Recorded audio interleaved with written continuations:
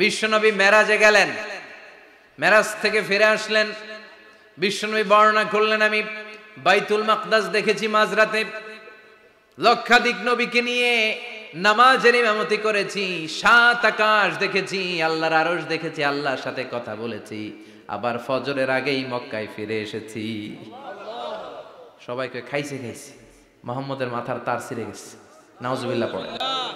আবু জাহেল, উতবা, সাইবা সবাই মিলে একটা সুযোগ পেল, বললো এতদিন আমরা আবু বকররে বুঝাইতে পারি না, আজকে মোহাম্মদ যে গাঞ্জাখুরি কথা বলে এটা বললে আবু বকররে আমাদের দলে নিয়ে আসা যাবে।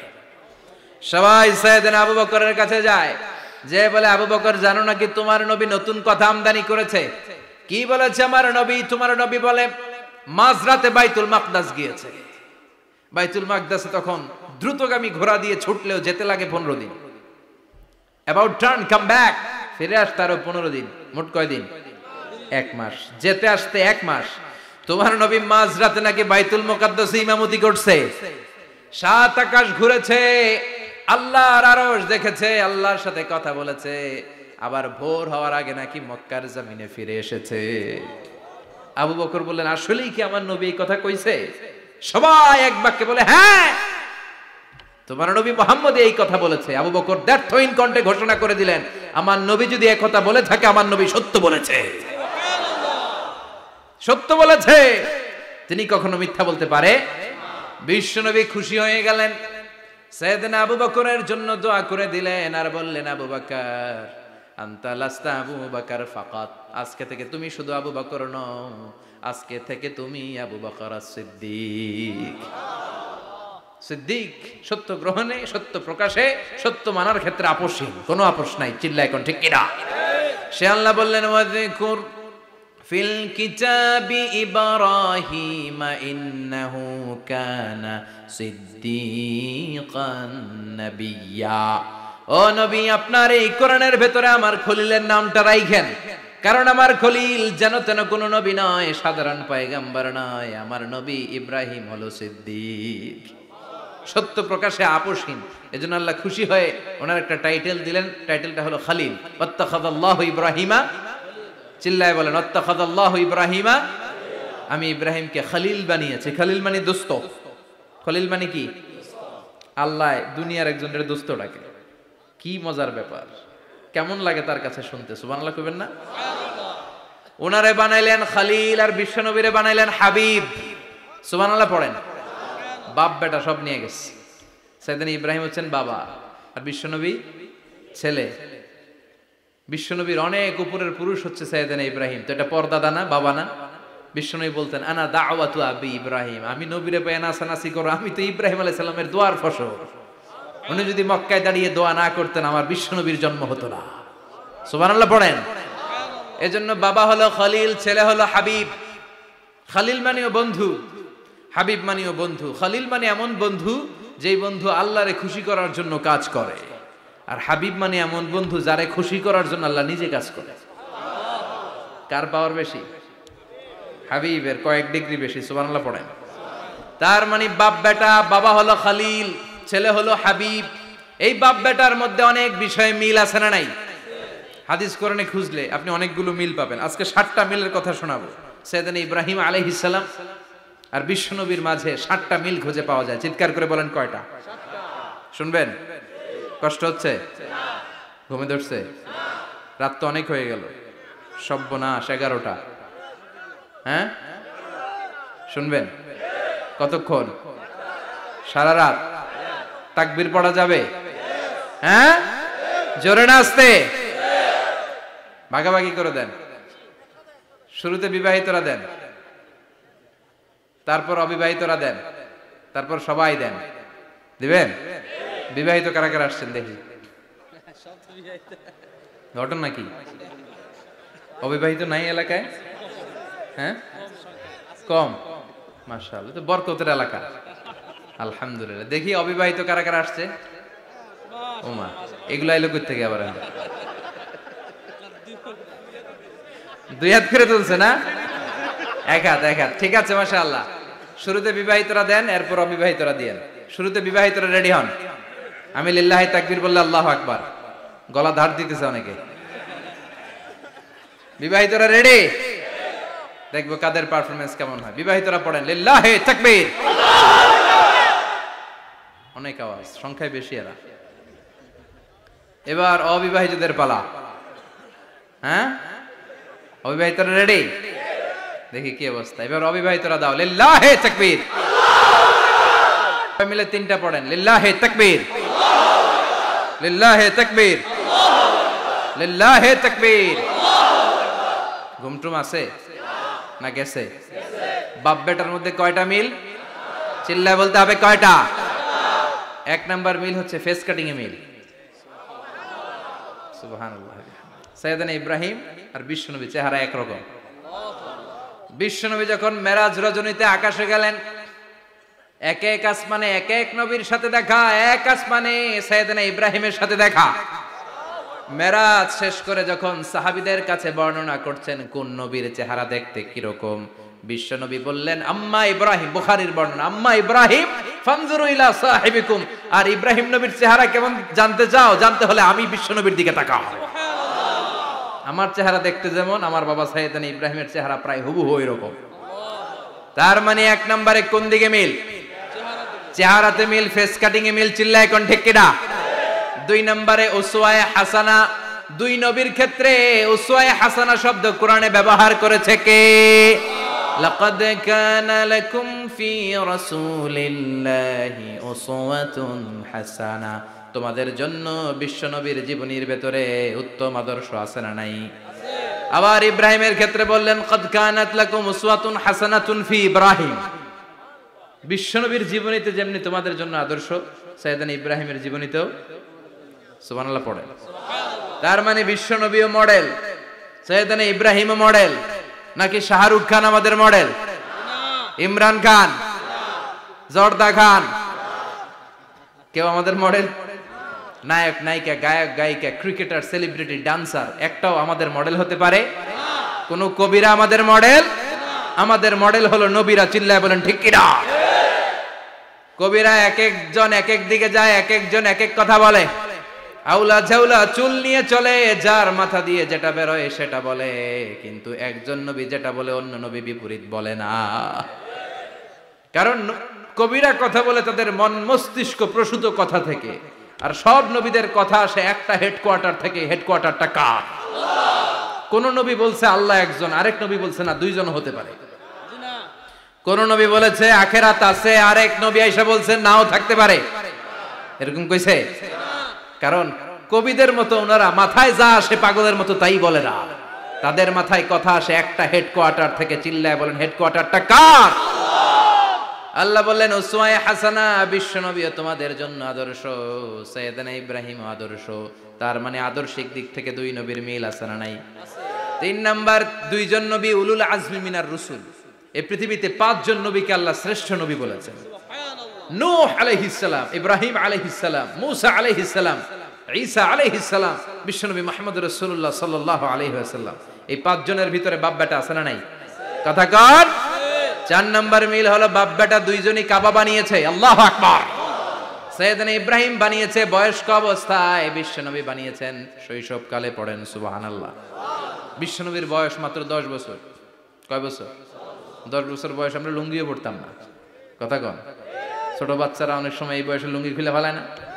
গরমকাল আসলে লুঙ্গিগুলা সব খালের সামনে থুইয়া ডুবায়, চোখগুলা লাল করে আর করে বাইরে। আছে না নাই? কিন্তু বিশ্বনবী লুঙ্গি খোলেন না, লুঙ্গি পড়ে থাকে। কাবা ঘর নির্মাণের কাজ শুরু হলো, বিশ্বনবী পাথর টানতে শুরু করলেন। বিশ্বনবীর বয়সের 8-10 বছরের ছোট বাচ্চারা সবগুলা লুঙ্গি খুইলা কাঁধে লইছে। সব বাচ্চারা লুঙ্গি খুলে কাঁধে নিয়েছে, আর ওই কাঁধের লুঙ্গির উপরে পাথর নিয়েছে যাতে ব্যথা না পায়। বুদ্ধি আছে। লুঙ্গি খুলে কাঁধে রেখেছে, কাঁধের উপরে পাথর রেখেছে। কিন্তু বিশ্বনবী, সবাই পাথর টানে একটা, বিশ্বনবী টানে দুইটা, কিন্তু বিশ্বনবী লুঙ্গি খোলে না। কি নবী ছিলেন, কি লাজুক ছিলেন। এখন আমাদের মধ্যে লাজুকতা নাই। বাবা ছেলে মেয়ে সব মিলে একসাথে হিন্দি সিরিয়াল দেখে, এরকম ফ্যামিলিও আছে না নাই? লাজুকতা হারাতে বসেছি। আল হায়াউ শু'বাতুম মিনাল ঈমান। লাজুকতা ঈমানের অঙ্গ। ইযা লাম তাস্তাহি ফাসনা মা শি'তা। যখন তোমার লজ্জা থাকবে না, তোর যা মন চায় তুই তাই করতে পারবি। লাজুকতা আমরা হারাতে বসেছি, কোনো ক্ষেত্রে আমাদের লাজুকতা নাই। বিশ্বনবী এত লাজুক ছিলেন, হালিমাতুস সাদিয়া বলে 5 বছর কুরাইশি মুহাম্মদকে আমি লালন পালন করলাম, একদিনও কাঁদতে দেখি নাই। ক্ষুধা লাগলেও কাঁদে না, ব্যথা পেলেও কাঁদে না, শুধু লজ্জাস্থানের জায়গা থেকে কাপড় সরে গেলে মুহাম্মদ চিৎকার দিয়ে ওঠে। কি লাজুক ছিলেন বিশ্বনবী। পাথর টানে কিন্তু লুঙ্গি খোলে না। আশেপাশের বন্ধু বান্ধব সব লুঙ্গি খুলে টানতেছে। চাচা আবু তালেব দৃশ্যটা দেখলেন, কিরে সবাই লুঙ্গি খোলা, এটা লুঙ্গি ছাড়া কেন? এটার গায়ে তো লুঙ্গি আছে। বিশ্বনবী ডেকে বললেন, মুহাম্মদ লুঙ্গি খোলো। কি খোলো? সবাই খুলছে, তুমিও খোলো। তুমি কাঁধে ব্যথা পাবে, কাঁধে লুঙ্গি রেখে পাথর টানো। বিশ্বনবী বললেন, না আমি ব্যথা পাই না, আমি লুঙ্গি খুলবো না। চাচা বলল, আরে ছোট মানুষ, সমস্যা নাই, খোলো। গোছা ধরে টান দিবে, টান দেওয়ার আগে বিশ্বনবী বেহুশ হয়ে জমিনে পড়ে যায়। লুঙ্গি খোলা আর হয় নাই। বিশ্বনবীর লজ্জাস্থানও কেউ দেখে নাই। আল্লাহু আকবার। তার মানে কাবা ঘর নির্মাণের দিক থেকে বাপ বেটার মধ্যে মিল আছে না নাই? সাইয়েদনা ইব্রাহিম কাবা বানালেন বয়স্ক অবস্থায়, বিশ্বনবী বানালেন শৈশবকালে। পড়েন সুবহানাল্লাহ। এরপর 6 নম্বরে মিল হলো, বাপ বেটা দুইজনেই ইসলামের কারণে, কোরআনের দাওয়াত দেওয়ার কারণে ঘর ছাড়া হয়েছে। সাইয়েদনা ইব্রাহিমও ঘর ছাড়া, বিশ্বনবী ঘর ছাড়া হলেন, মক্কা থেকে গেলেন মদিনায়। কিন্তু সাইয়েদনা ইব্রাহিমের ঘর ছাড়াটা এত সহজ না। উনি জন্মেছিলেন ইরাকের। ইনশাআল্লাহ পড়েন। এজন্য বাপ বেটার 6 নাম্বার মিল, বাপ বেটা দুজনই ঘর ছাড়া, বাপ বেটা দুইজনই জন্মস্থান ছাড়া। বিশ্বনবী মক্কা থেকে মদিনায়, আর সাইয়েদনা ইব্রাহিম নিজ এলাকা বাবেল থেকে গোটা বিশ্বের আনাচে কানাচে। চিল্লায় বলেন ঠিক কিনা? 6 নাম্বার মিল, বিশ্বনবী বললেন, ইন্নী হারামতুল মদিনা কামা হারামা ইব্রাহিম মক্কা। আমি মদিনাকে হারাম ঘোষণা করেছি যেমনি সাইয়েদনা ইব্রাহিম মক্কারে হারাম ঘোষণা করেছে। আপনারা যারা হজ উমরা করেছেন তারা জানবেন, মক্কা মদিনার চারিদিকে একটা বাউন্ডারি আছে, এটার বলে হুদুদুল হারাম। পিলার আছে, ওই পিলারে লেখা হুদুদুল হারাম। কি লেখা?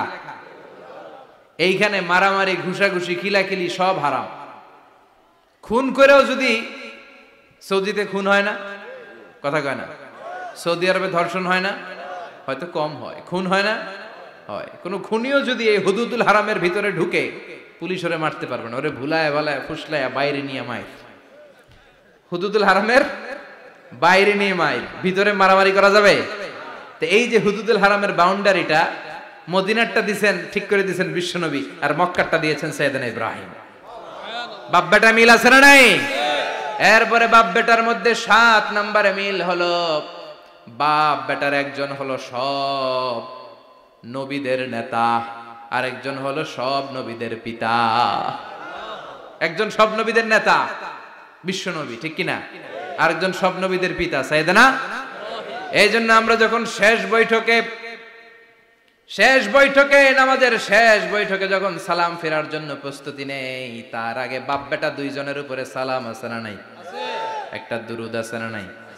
দুরুদের নাম দুরুদে আল্লাহুম্মা সাল্লি আলা মুহাম্মদ ওয়া আলা আলি মুহাম্মদ কামা সাল্লাইতা আলা ইব্রাহিম ওয়া আলা আলি ইব্রাহিম ইন্নাকা হামিদুম মাজিদ। আল্লাহ সাইয়েদনা ইব্রাহিম ও তার বংশের উপর যেমনি রহমত প্রেরণ করেছেন, বিশ্বনবী ও তার বংশের উপর রহমত নাজিল করে।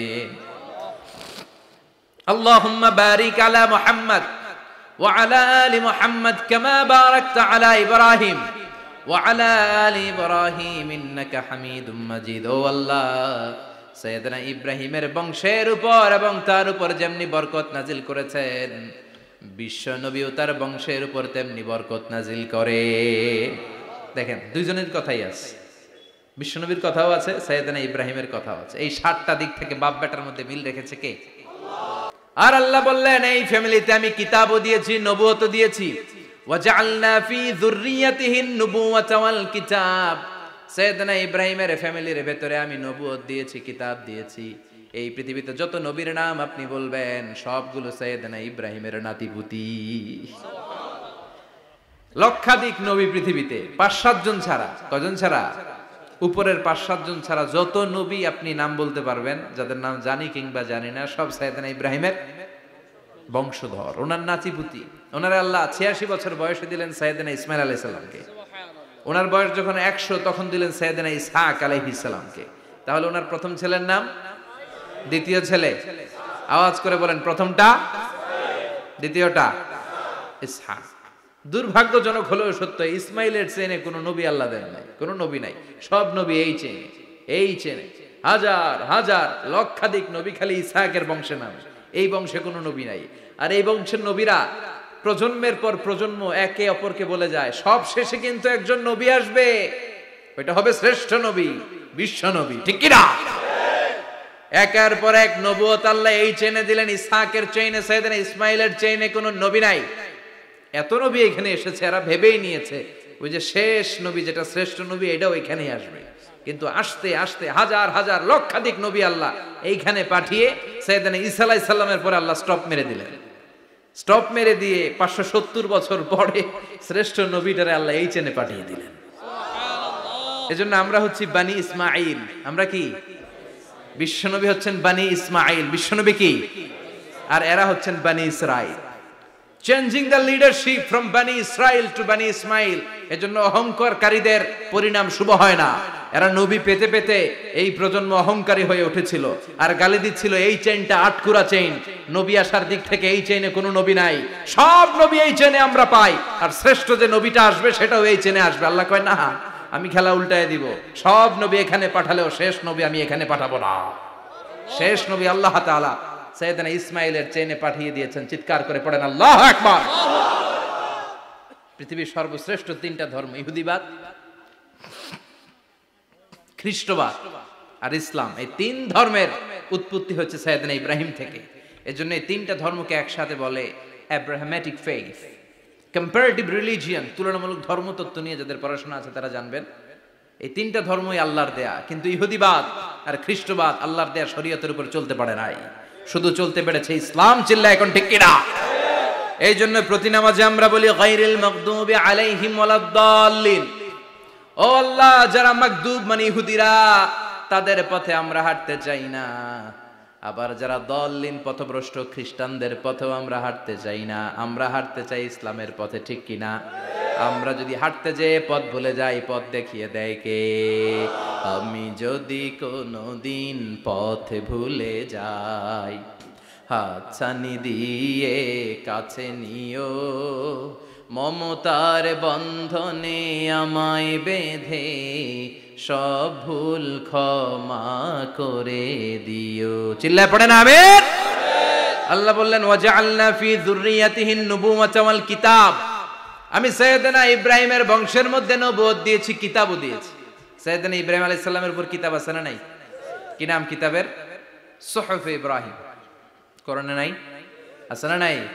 ইন্না হাযা লাফিস সুহুফিল উলা সুহুফি ইব্রাহিম ওয়া মূসা। সুবহানাল্লাহ পড়েন। অনেক আল্লাহ কিতাব দিয়েছে, নবুয়ত দিয়েছে, সব নবীদের বাবা বানিয়েছে। ওনার উপাধি হচ্ছে আবুল আম্বিয়া। আবার ওনার নামে আল্লাহর কোরআনের ভেতরে 114 সূরার একটা সূরা আছে না নাই? সূরাটার নাম সবাই কোন? আলিফ লাম রা। কিতাবুন আনজালনাহু ইলাইকা লিতুখরিজান নাসা মিনাজ যুলুমাতি ইলান নূর। সুবহানাল্লাহ পড়েন। সূরা ইব্রাহিম, আলিফ লাম রা, কিতাবুন আনজালনাহু ইলাইকা। ওই নবীর নামে কোরআনের ভিতরে সূরা দিয়েছে কে? আল্লাহ। আবার আল্লাহ বললেন, গোলাম জেনে রাখো, উনি তোমাদেরকে মুসলমান নামকরণ করেছেন। তাই ইসলামে যারা অন্তর্ভুক্ত হবে সব মুসলমানদের পিতা আমি আল্লাহ তারা নির্বাচিত করেছি। মিল্লাত আবিকুম ইব্রাহিম হুয়া সাম্মাকুমুল মুসলিমিন। আওয়াজ করে বলেন, মুসলিম জাতির পিতার নাম কি? আমাদের জাতির পিতা কেডা? সবাই কোন? মনে থাকবে না ভুল করবেন? ভুল করবেন? জাতির পিতা কে? চিল্লায় বলেন, জাতির পিতা কে? মিল্লাত আবিকুম ইব্রাহিম হুয়া সাম্মাকুমুল মুসলিমিন, যিনি তোমাদেরকে মুসলমান বলে অভিহিত করেছে। আবার আল্লাহ বললেন, ইব্রাহিম সবাইরে তুমি মুসলমান নাম রাখলে, তুমি মুসলমান হও। আসলিম ক্বালা আসলামতু লিরাব্বিল আলামিন, বলতে দেরি, কালিমা পড়ে মুসলমান হতে দেরি নাই। চিল্লায় পড়েন আল্লাহু আকবার। আবার আল্লাহ বলে, আমার নবী ইব্রাহিম এমন নবী, এই নবীর মতো বিনয়ী নবী নাই। ইন্না ইব্রাহিম লাহালিমুন আওয়াহুম মুনীব।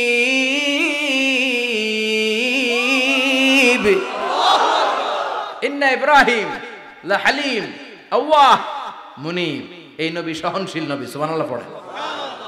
সহনশীলতার কোনো অভাব নাই, যেটার অভাব আমাদের মধ্যে সবচেয়ে বেশি।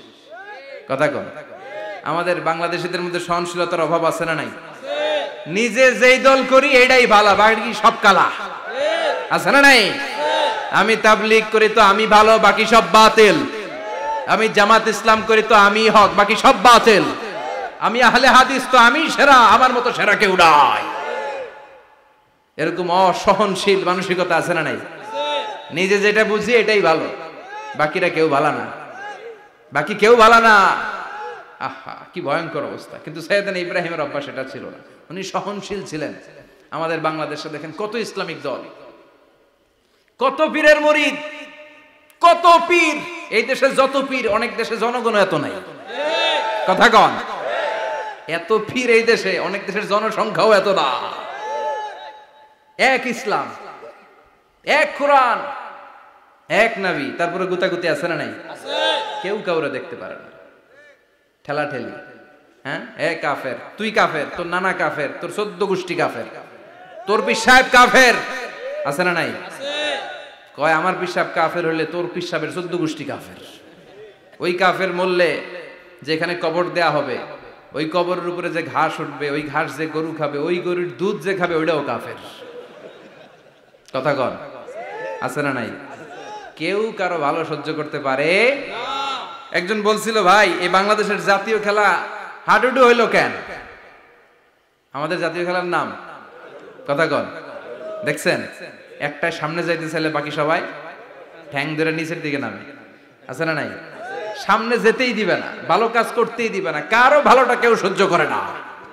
উপরের দিকে উঠতে চাইলে ঠ্যাং ধরে ওইটারে নামায়। এজন্য আমাদের জাতীয় খেলা হাডুডু। কথা বলেন। আল্লাহ বললেন সাইয়েদনা ইব্রাহিমের চরিত্র কিন্তু এমন ছিল না। ইন্না ইব্রাহিম লা হালিমুন আওয়াহুম মুনিব। আমার ইব্রাহিম ছিল সহনশীল। আল্লাহু আকবার। আমাদের বাংলাদেশীদের এখন সবচেয়ে বেশি দরকার এটা, সহনশীলতা। আমরা অযাচিত মন্তব্য করতে দ্বিধাবোধ করি না, কমেন্টস করতে দ্বিধাবোধ করি না। ফেসবুকে, ইউটিউবে কমেন্টস আছে না নাই?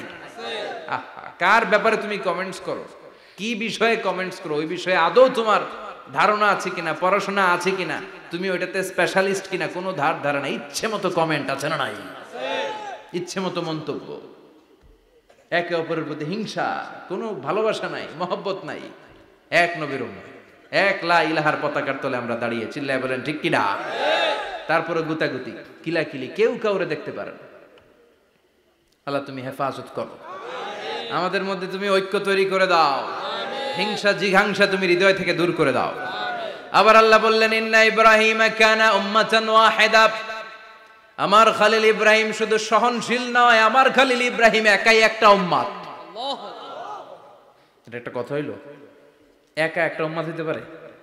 আমরা সবাই উম্মত, কোটি কোটি মানুষ, ফলে বিশ্ব নবীর উম্মত, উম্মতে মুহাম্মাদে, ঠিক কিনা? একজন কি একটা উম্মত হতে পারে? আল্লাহ বলেন ইব্রাহিম এমন নবী, একাই একটা উম্মত। সুবহানাল্লাহ পড়ে। ইন্না ইব্রাহিম কানা উম্মা ওয়াহিদার কারণ উনি যখন জমিনে ছিলেন একটা লোক আল্লাহর নাম নেয়ার মতো ছিল না, সব ছিল মুশরিক। উনি ছাড়া সব মুশরিক। উনি ছিলেন মুওয়াহহিদ, তাওহীদের পক্ষে। উনি ছাড়া পৃথিবীতে তখন যারা ছিল সব ছিল তাওহীদের বিপক্ষে, মানে মুশরিক। আল্লাহ বুঝাতে চাইলেন পুরো মুশরিক গোষ্ঠী একটা উম্মত, আমার ইব্রাহিম খলিল একাই আরেক উম্মত।